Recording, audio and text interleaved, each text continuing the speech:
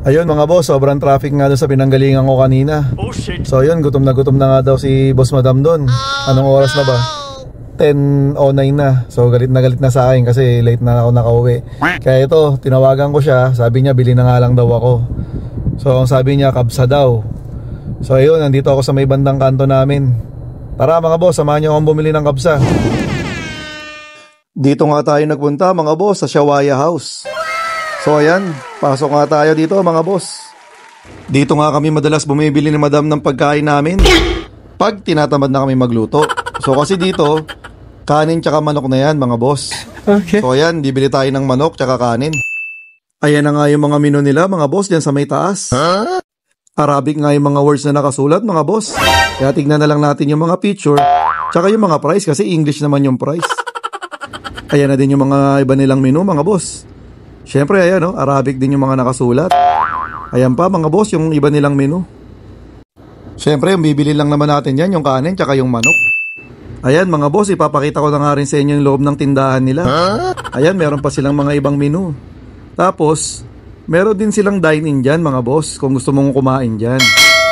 Ayan. Okay nga din tong restaurant na to mga boss kasi marami rin talaga ditong bumibili.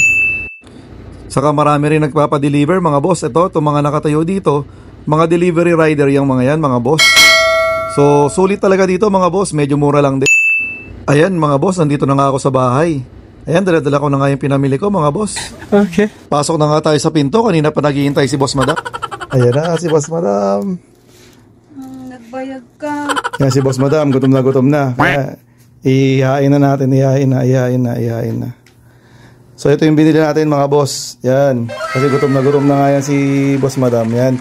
Isang buong manok. Yung ano bang tawag dyan? Roasted na manok.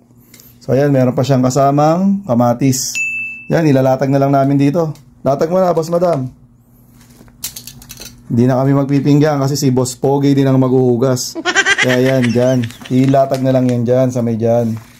Dyan sa may lamesa. Ayan, meron naman plastic eh. Ayan. Huwag mo na lang ilagay lahat Boss Madam kasi hindi natin kayang ubusin yan. Napakadami yan. Ayan, okay naman na yan. So ayan. Kain na. Yan na muna mga boss. Kain na muna. Ayan si Boss Madam. Gutom na yan. Kain na.